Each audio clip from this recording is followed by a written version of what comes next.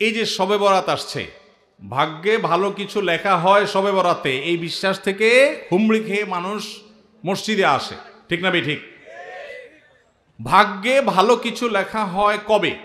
একটা হলো মানুষের সৃষ্টিরও 50,000 বছরে আল্লাহ তাআলা ভাগ্য নির্ধারণ করেছেন। আরেকটা হলো প্রতি বছর যেই রাতে আল্লাহ কোরআন নাজিল করেছেন, আল্লাহ সূরা দুখানে বলেছেন সেই রাতে অর্থাৎ লাইলাতুল কদরে আল্লাহ তাআলা সব গুরুত্বপূর্ণ বিষয় ধার্য করেন।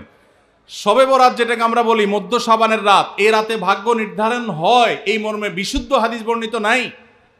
তারপরে আমরা জেনারেলি বলি ভাগ্যে যেন ভালো কিছু আল্লাহ লেখেন, আপনার নসিবে যেন ভালো কিছু আসে, আপনার রিজিকে যেন আল্লাহ বরকত দান করেন, এর জন্য বেশ কিছু আমল আমরা কোরআন হাদিসের আলোকে বলতে পারি, সাজেশন দিতে পারি। তবে তার আগে আমাদেরকে জানতে হবে যে ভাগ্য সুপ্রসন্ন হওয়া বা রিজিকে বরকত হওয়া বলতে কি বুঝায়। ভাই, রিজিকে বরকত হওয়া বলতে বুঝায় আপনি যা কামাই করবেন এর ভিতরে আল্লাহ তাআলা কল্যাণ দিবেন, যা কামাই করবেন এর ভিতরে বরকত হবে। প্রাচুর্য না, অনেক টাকা না, যা হবে এটাতে কি হবে? বরকত হবে। আমরা কি বরকত চাই না সম্পদ বেশি চাই? বরকত চাই।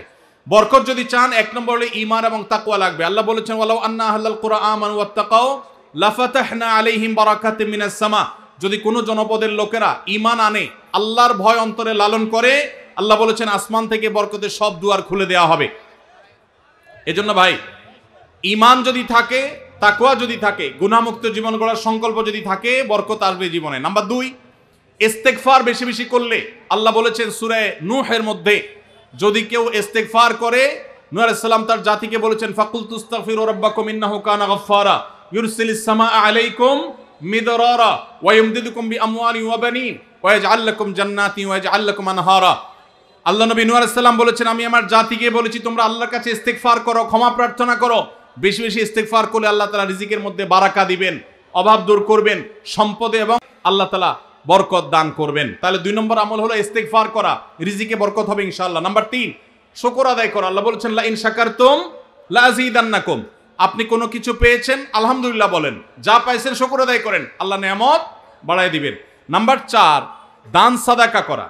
আল্লাহ তাআলা বলেছেন ইয়ামহাকুল্লাহুর রিবা ওয়া ইউরবিস সাদাকাত। আল্লাহ সুদকে ধ্বংস করবেন, তবে সাদকা এবং দান এটাকে আল্লাহ তাআলা বাড়িয়ে দিবেন। এই জন্য কেউ যদি দান করে আল্লাহ তাআলা তাকে কি দেন? বরকত দান করেন তার রিজিকে। তারপরে 5 নম্বর হলো আত্মীয়তার সম্পর্ক রক্ষা করা। নবীজি সাল্লাল্লাহু আলাইহি সাল্লাম বলেছেন মান সাররাহু আন ইউবসাতা লাহু ফি রিজকিহি আও ইউনসালাহু ফি আথারিহি ফালিয়াসিল রাহিমা।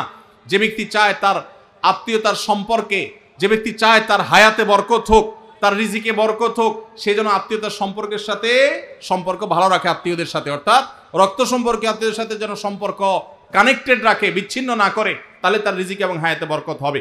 এবং সর্বশেষ আরেকটা আমল বলতে চাই, সেটা হলো খাবারের ক্ষেত্রে একত্রিত হয়ে বসে খাবার খাওয়া। এই সুন্নত আমাদের সমাজ থেকে বিদায় হয়ে গেছে, আমরা অনেকে জানি না। আবু দাউদের একটি হাদিস বর্ণিত হয়েছে, নবীজি সাল্লাল্লাহু আলাইহি সাল্লামের কাছে এক ব্যক্তি বললেন হে আল্লাহর রাসূল, আমরা খাই কিন্তু অনেক খাওয়ার পরেও পরিতৃপ্ত হই না, পেট ভরে না, খাবারের চাহিদা পরিপূর্ণ মিটে না, কারণটা কি? নবীজি সাল্লাল্লাহু আলাইহি সাল্লাম বলেছেন তোমরা সম্ভবত আলাদা আলাদা প্লেটে খাও, আলাদা আলাদা সিঙ্গেল খাও। তখন নবীজি সাল্লাল্লাহু আলাইহি সাল্লাম বলেছেন তোমরা সবাই একসাথে খানা খাবে, আল্লাহ তাআলা তোমাদের খাবারে বরকত দান করবেন। একসাথে খানা খাবে এবং বিসমিল্লাহ বলে খাবে, এই 2টা কাজ করলে আল্লাহ তাআলা তোমাদের খাবারে বরকত দান করবেন। এজন্য ভাইরা, বাসা বাড়িতে এক প্লেটে স্বামী স্ত্রী 2জন আছেন, এক প্লেটে খাবেন। বাচ্চাদেরকে নিয়ে বড় প্লেট নিয়ে খানা খাবেন, এটা সুন্নত। নবীজি সাল্লাল্লাহু আলাইহি সাল্লাম উৎসাহ দিয়েছেন, কিন্তু আমাদের সমাজ থেকে এটা এখন হারিয়ে গেছে, নাই বললে চলে। আমরা সবাই যার যার মতো খানা খাই। এজন্য এই কাজটাও আমাদের আমলে, আমাদের রিজিকে, আমাদের হায়াতে বরকত এনে দিবে ইনশাআল্লাহ। সুদে টাকা লাগায় এমন ব্যক্তি সমাজে বিচার করে, তার বিধান কি? সুদে টাকা লাগায় এই রকম আসামি থাকলে তার নিজেরই তো বিচার করা উচিত, সে আবার কিসের বিচার করবে? মুসলমানদের সমাজে হারামখোররা কখনো বিচারকের আসনে বসতে পারা উচিত না। মুসলমানদের উচিত এগুলোকে সতর্ক করা, এগুলোর ব্যাপারে সতর্ক থাকা। আল্লাহ আমাদেরকে তৌফিক দান করুন। যে সমস্ত মানুষ হারামের সাথে খুল্লম খোলা সম্পর্ক, মুসলমানদের সমাজে কিভাবে তাদেরকে বিচারক হিসেবে ডাকেন? আর ভালো মানুষের কি অভাব পড়ছে এলাকায়? সুদখোর ছাড়া ভালো মানুষ কি নাই এলাকায়? তাহলে কেন সুদখোরকে দিয়ে বিচার করতে হবে? যে আল্লাহর ভয় যার মধ্যে নাই, সে কিভাবে ন্যায়সঙ্গতভাবে বিচার করবে? কিভাবে আশা করা যায়? আল্লাহ আমাদের ভাইদেরকে সবাইকে হেদায়েত দান করুন। যারা সুদের কারবারে জড়িয়ে আছেন, আল্লাহর ভয়ে হারাম থেকে সরে আসুন।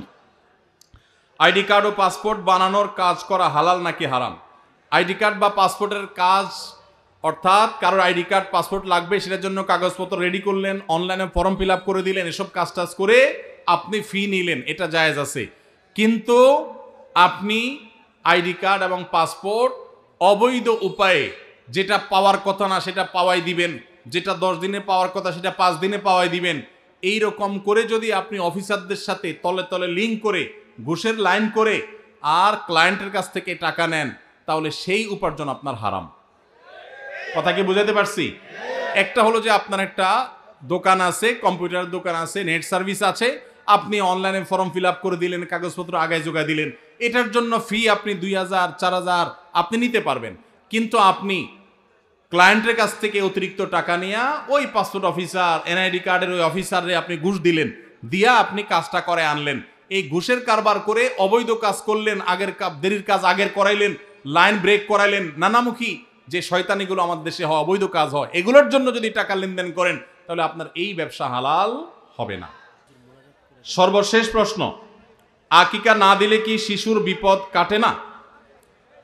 আকিকা না দিলে শিশুর বিপদ কাটে না এমন কোনো কথা কোরআন হাদিসে নাই। তবে আকিকা দেওয়া এটা গুরুত্বপূর্ণ একটা আমল। আল্লাহ কাউকে পুত্র সন্তান দান করলে 2টি ছাগল, আর কন্যা সন্তান দান করলে 1টি ছাগল জবে করা, এটা নবীজি সাল্লাল্লাহু আলাইহি সাল্লামের সুন্নাহ। এটা জন্মের 7ম দিনে, না হলে 14তম দিনে, না হলে 21তম দিনে করবেন। সেটাও যদি কোনো কারণে না হয়, পরে যে কোনো সময় করলেও আদায় হয়ে যাবে। এমনকি কারো শিশুকালে যদি আকিকা দেওয়া না হয়, বড় হওয়ার পরে তার আকিকা দিলেও আদায় হয়ে যাবে। এই আকিকা এটা না দিলে যে বিপদ কাটে না এরকম কোনো কথা নাই। তবে হ্যাঁ, বিভিন্ন হাদিসে নবী সাল্লাল্লাহু আলাইহি সাল্লাম বলেছেন, কুল্লু গুলামিন মুরতাহানুন বিআকিকাতিহি, বাচ্চার এটা আকিকার উপরে সে অনেকটা ডিপেন্ডেন্ট থাকে। এই হাদিসের ব্যাখ্যায় অনেক মুহাদ্দিসরা বলেছেন, আকিকা না দিলে, আকিকা দেওয়ার ফলে সে বিভিন্ন ক্ষয়ক্ষতি থেকে বেঁচে থাকতো। অনেকে বলেছেন শয়তানের কুমন্ত্রণা থেকে বেঁচে থাকে আকিকার মাধ্যমে, এটা থেকে সে আর বাঁচতে পারে না, ওই ক্ষতি তাকে স্পর্শ করার সম্ভাবনা থাকে। তবে কেউ আকিকা দিতে পারলো না, অন্য কোনো আমল করলো তার সন্তানের জন্য, আল্লাহ তাআলা তাকে সেভ করতে পারেন। এমন কোনো কথা নাই যা আকিকা না দিলেই তার সন্তানের বিপদ কাটবে না। তবে আকিকা দেওয়া উচিত, এর মাধ্যমে সন্তান নানাভাবে উপকৃত হয়, নানাভাবে সেভ থাকে, নিরাপদে থাকে। আল্লাহ আমাদের যাদের সামর্থ্য দিচ্ছে তাদেরকে আমল করার তৌফিক দান করুন।